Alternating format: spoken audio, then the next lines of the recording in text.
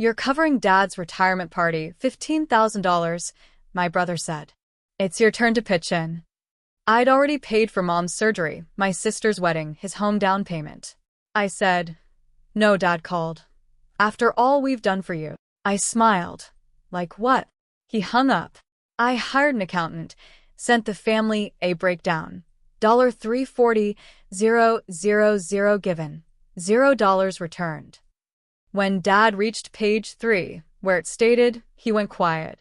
Can you imagine pouring your heart and soul and every spare dollar into your family for years, only to be hit with one final, outrageous demand that shatters everything? I remember the knot in my gut, the disbelief, when I realized they didn't just want a favor, they wanted everything, and this time, I finally snapped. It all blew up over a retirement party. A $15,000 retirement party for my dad. My brother, Tyler, leaned across the sticky table at a loud chain restaurant in Columbus, Ohio, his phone glowing next to his half-eaten burger. "It's your turn to contribute, Ethan," he said, like he was telling me the time. "We've already booked the venue." My sister, Hannah, just scrolled on her phone, nodding along, like this was totally normal. I just stared at them. "I already paid for Mom's surgery," I said slowly, trying to keep my voice steady. "For Hannah's wedding. For your house down payment." Tyler actually rolled his eyes. "Yeah, and you make the most money," he shot back. That's just how it worked out. Hannah finally looked up, all innocent. "Come on, Ethan. It's Dad's retirement. 65. We want the country club, open bar, DJ, the whole thing. It's like 15 grand total. You pick up the bill, we handle planning." That familiar tightening hit me right in the chest, that old, suffocating feeling I'd carried since I was a teenager, whenever someone in my family said my name and the word help in the same breath. But this time something was different. "No," I said. The word surprised even me. Both of them blinked. "What do you mean, no?" Tyler scoffed, a laugh that was pure derision. "You can't. He's our dad." I said no. I repeated, my voice now firm. "I've already poured hundreds of thousands into this family. I'm done." Tyler's face flushed a deep red. "So, you're just what? Abandoning us?" I pushed my chair back, the scrape echoing in the noisy restaurant. "I'm going back to work," I said quietly, each word a stone dropping. "If you want a $15,000 party, you two can figure it out." That night, my phone rang. Before I even said hello, Dad's voice roared down the line. "After everything we did for you," he bellowed. "We fed you. We clothed you. We helped you get where you are. And now you're too good to celebrate your own father?" I stood in my dark kitchen, my hand on the cool countertop, staring at the fridge where my 6-year-old daughter Lily's drawings were held up by magnets. A slow, bitter smile spread across my face, even though he couldn't see it. "Like what?" I asked softly, the question hanging in the air. There was a long, ugly silence. Then a click. He just hung up. The next morning, on the bus ride to my office, something inside me shifted. I opened my banking app, scrolling back through years of transfers. The numbers blurred together, but one thing became starkly clear. I had to know. By the end of the week, I'd hired an independent accountant and dropped a thumb drive full of statements on his desk. A month later, a PDF landed in my family's inboxes. It was titled Summary of Financial Support from Ethan, 2008 to 2025. And right there, on page 3, in clean, black letters, it read, "Total given, $340,000. Total received, $0." When my dad read that line, he went completely silent. "I'm Ethan. I'm 38, a senior software engineer. I'm married, and I have one kid." And that phone call, that party, that number, it wasn't the first time they'd treated me like the family ATM. It was just the first time I finally treated it like math instead of guilt. We grew up on the east side of Columbus. Small, 3-bedroom house, brown carpet that always felt a little damp, the smell of fried onions baked into the walls. Dad worked at a distribution warehouse. Mom was a part-time receptionist. Money was always tight, but somehow, there was always enough for whatever Tyler or Hannah needed. Tyler, my older brother, was the golden child from day one. Travel baseball, new cleats every season, weekend tournaments in other states with hotel rooms and team dinners. Our little star, Mom called him beaming. Hannah was the baby, the only girl. Dance classes, costumes, recitals, birthday parties with rented bouncy houses. She should feel special, Mom would say, handing over a card for another sequin dress. Me? I was the responsible one. That usually meant, you'll be fine without it. When I was 15, I desperately wanted to join a school robotics club. There was a fee, a set of tools, a bus trip to regional competitions. Dad didn't even look up from the TV. Ask them if you can work it off, he grunted. You're good with computers. They'll let you help. They didn't. I ended up bagging groceries after school, partly to save for my own stuff, partly to help when Mom would quietly say, "We're a little short this month, honey." By 17, I was the one who knew how to read the electric bill, who could call the water company and negotiate a payment plan, who'd made a basic budget in Excel on our ancient desktop, so we didn't overdraft again. When Tyler turned 17, Mom and Dad showed him a folder. "This is your college fund," Mom said proudly. "We've been putting money in since you were born." I watched from the doorway, a hollow ache in my chest. Nobody had a folder for me. The year I graduated high school, I got into Ohio State. No one said congratulations. Dad just sat at the kitchen table with my acceptance letter. "We can't pay for that," he stated. "We might be able to help with books sometimes. You're smart. You'll get scholarships. You'll figure it out." So I did. I took out $32,000 in student loans, worked 30 hours a week at a campus IT help desk, and commuted from our house because renting near campus is a waste of money. Meanwhile, Tyler's college was paid almost entirely from that mysterious fund, with a little extra from Mom and Dad to get him started. He lived on campus, joined a fraternity, took spring break trips. When I dared to ask once if there had ever been a college fund for me, Mom looked offended. "Ethan, you know we didn't have money back then," she said, almost defensive. "You're lucky you're so smart. Not everyone is." Hannah barely finished high school before moving in with a boyfriend and bouncing between jobs. Mom always seemed to have a spare $200 for her little girl's emergencies. After college, I stayed in Columbus, took a junior developer job, making $52,000 and chipped away at my loans. I bought a used Corolla, years old, with a dent in the bumper. "Look at our boy," Dad said when I pulled into the driveway. "Mr. Big Shot Programmer." But that night, he knocked on my bedroom door. "We're 3 months behind on the gas bill," he said quietly. "Can you help out a bit? Just until I get some extra hours." I wrote a check for $600. It was most of what I had. That was the beginning of the pattern.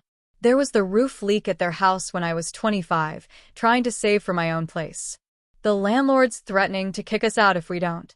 "Fix it," Mom cried, her voice trembling. "We can't move now." I put $4,500 on my credit card for repairs.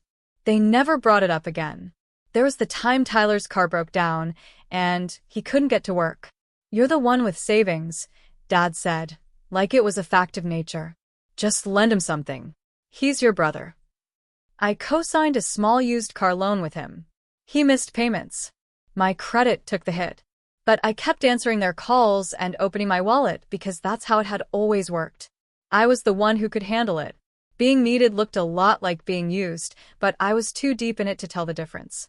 I met my wife, Mia, when I was 29. She's a nurse at a children's hospital, the kind of person who shows up with soup when a coworker has the flu. We moved into a small townhouse together, then had our daughter, Lily. "I like your family," Mia said carefully, the first time she met them. "But do they always talk about money like that?" I laughed it off then. "Yeah, that's just how they are." I didn't realize at the time that how they are would eventually threaten the very stability of the family I was building for myself.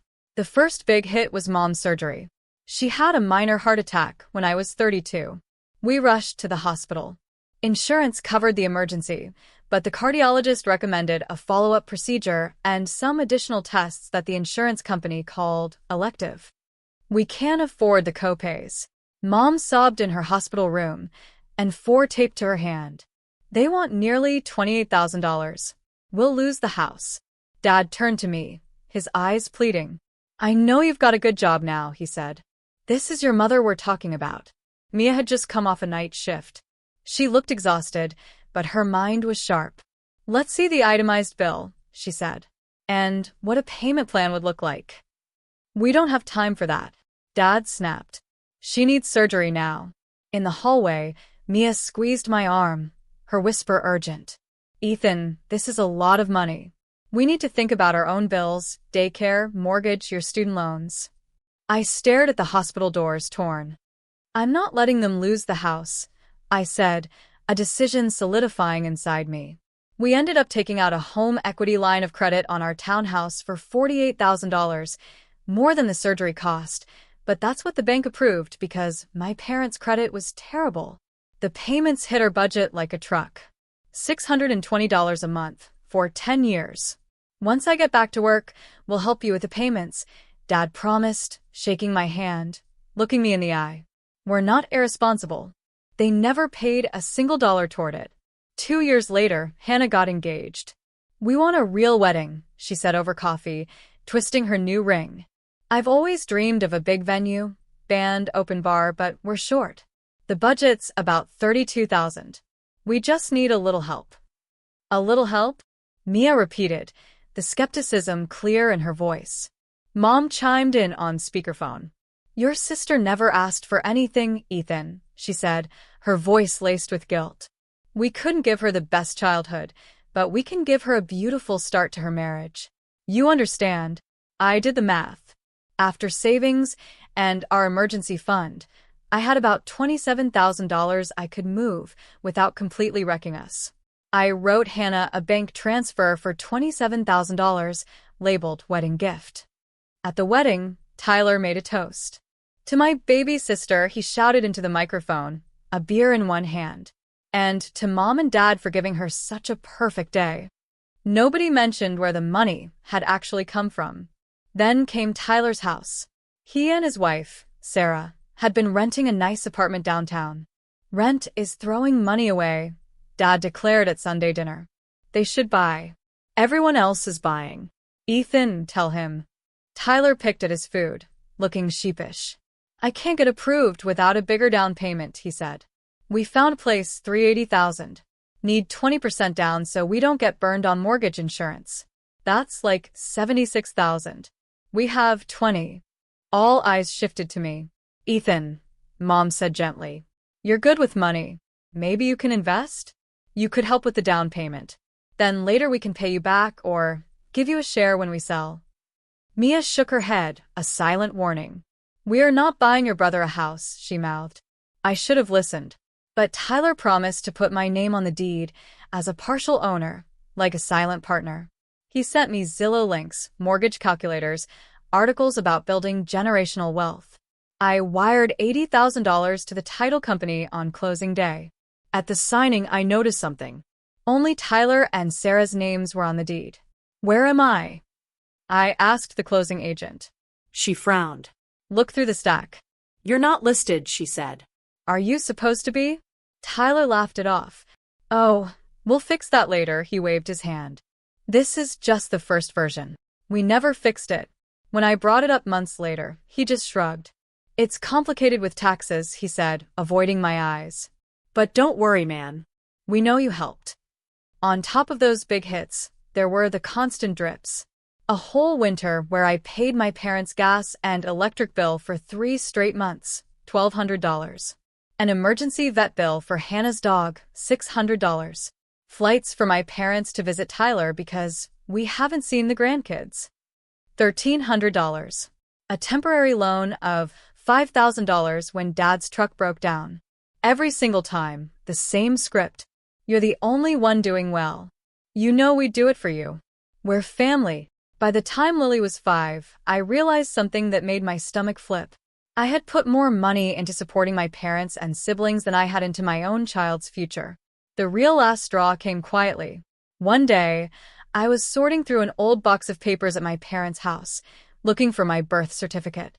I found a battered envelope with my name on it. Inside were 3 U.S. savings bonds with my name issued when I was a baby. They were supposed to be for Ethan's college. All 3 had a hole punched in the corner and redeemed, stamped across them. "Hey, Dad," I asked, carrying the envelope into the living room. "What happened to these?" He barely glanced up from the TV. "Oh, those," he said dismissively. "We had to cash them in when Tyler crashed the Corolla senior year. Remember that? Insurance didn't cover everything. You were smart. You didn't need them." He had used my college bonds to bail out my brother's car accident, then later told me there had never been money for me. I drove home in silence that night. Mia saw my face while Lily colored at the kitchen table. "You okay?" she asked, her eyes concerned. "They cashed in my college bonds for Tyler's wreck," I said numbly. Mia put her hand over mine.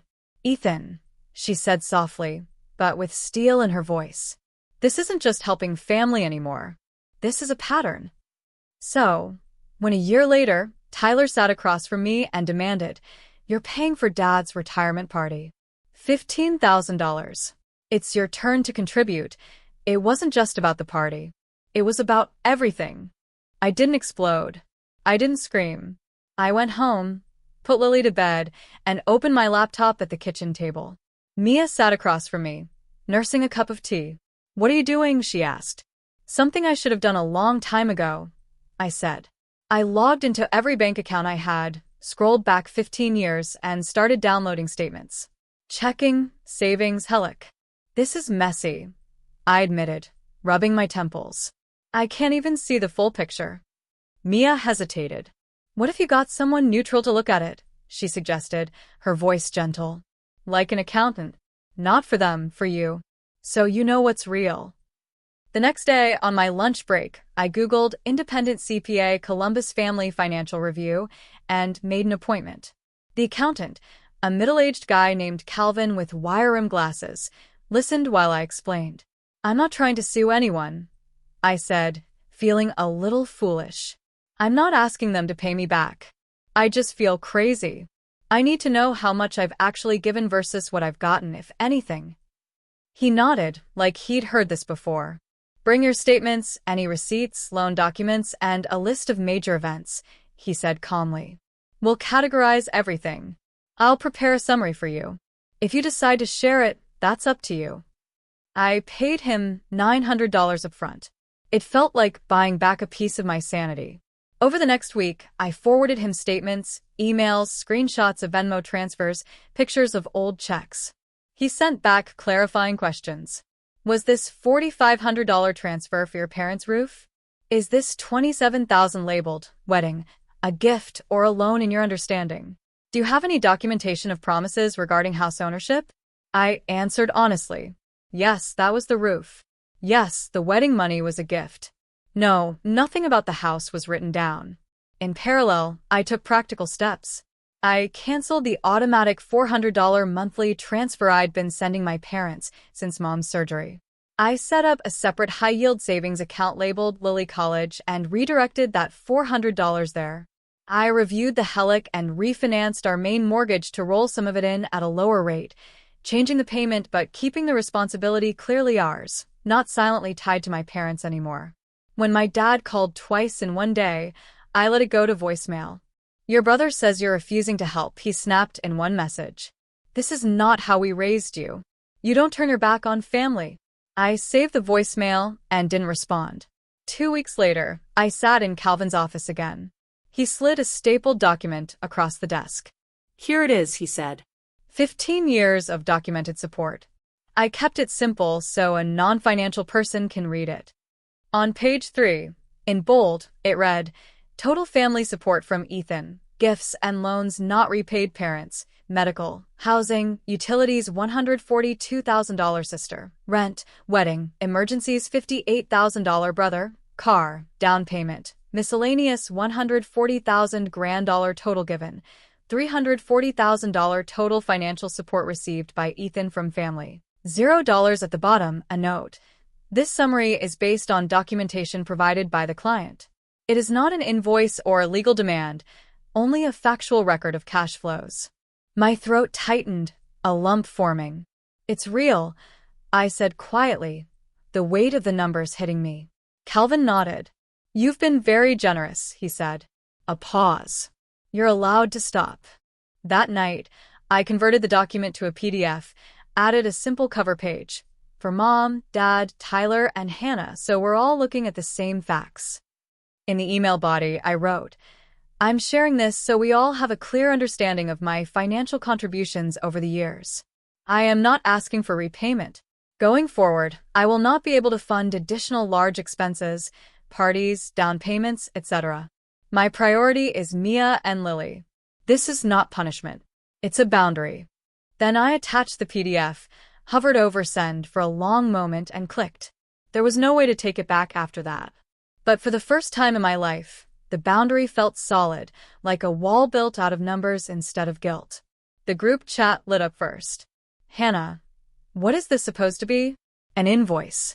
Tyler, dude, are you serious? You're sending us reports now.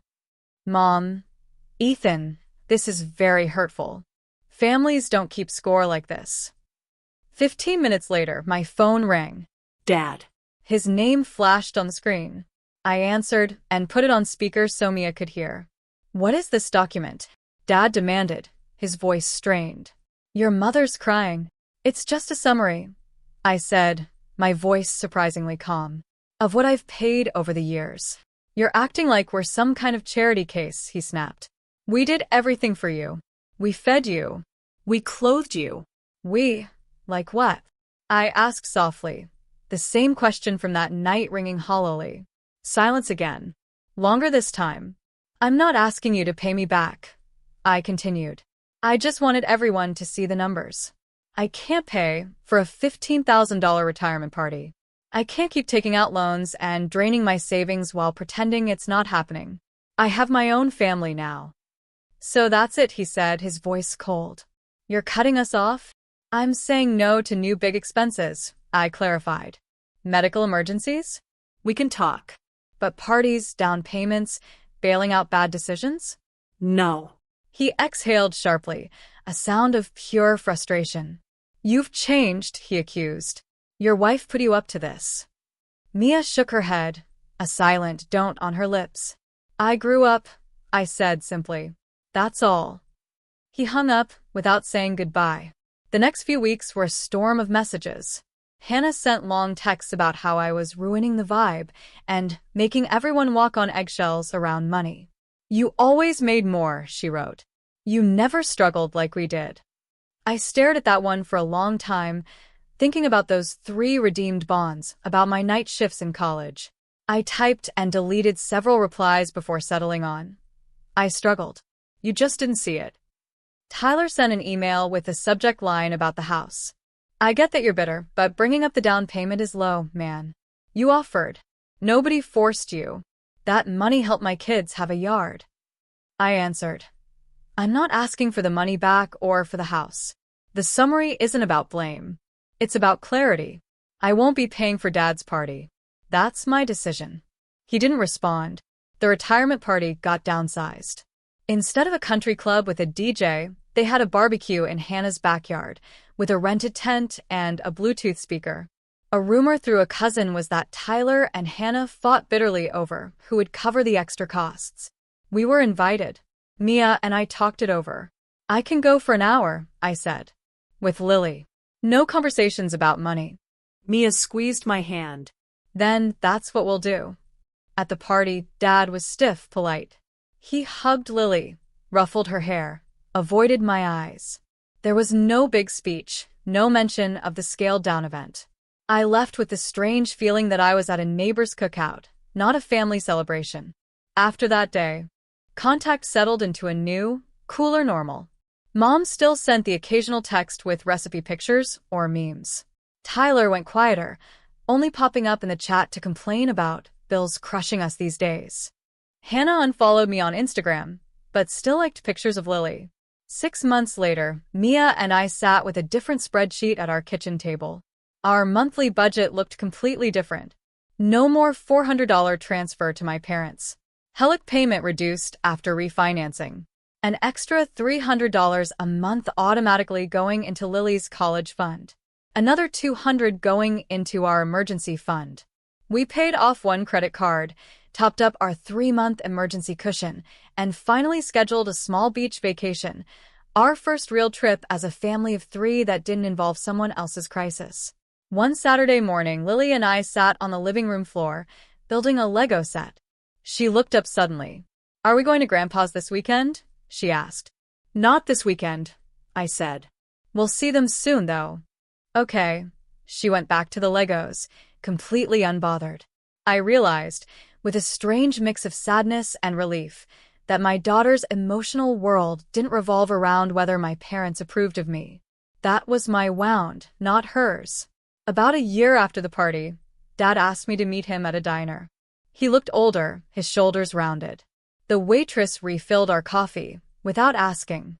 "I read that document again," he said finally, his eyes on his mug. "The one with all the numbers." "Okay," I said, waiting. "I didn't realize," he admitted, his voice barely a whisper. "It's different seeing it on paper. I always thought of it as helping each other out over time, but it wasn't equal, was it?" "No," I said. "It wasn't." He nodded, his jaw tight. "We can't pay you back," he said. "You know that." "I told you, I'm not asking," I replied. "I just needed it to stop." He sighed. "Your mother thinks you hate us." I don't, I said. "I just love my wife and daughter more than I love being the family safety net." He actually huffed a small laugh at that. "Always did talk like an accountant," he muttered. We talked about safer things after that. His retirement, Lily's school, the weather. When we left, he hugged me stiffly. It wasn't a movie-style reconciliation, but it was honest. Driving home, the sky was that flat gray Ohio does so well. Lily's car seat was in the back, empty for now, a banana sticker on the cup holder. I thought about all the years I'd scrambled to cover everyone else's emergencies and dreams while calling it being a good son. That night, after Lily was asleep, Mia and I sat on the couch with cheap takeout, a documentary playing quietly in the background. "You okay?" she asked, leaning into my shoulder. "Yeah," I said, and I meant it. "I think I finally understand something." "What's that?" "Boundaries aren't about punishing anyone," I said slowly. "They're just deciding what you're responsible for and what you're not. And then letting the math reflect that." Mia smiled. "That sounds like something Calvin would put in a footnote," she teased. We laughed, soft and tired. Outside, the street was quiet. No frantic calls. No new emergencies. Just the hum of our own fridge, the soft snore of our kid down the hall, and the knowledge that the money we made was finally building our life, not patching everyone else's. If there's a moral here, it's this: you can love your family and still close the tap. You can keep your heart open and your wallet on a budget. And when they say, "After everything we did for you," you're allowed to ask calmly, "Like what?" And let the numbers answer for themselves. Have you ever found yourself in a similar situation where you felt like the family ATM? Or perhaps you've had to set a difficult boundary with someone you love. Tell me what you think. I really want to hear your stories in the comments below.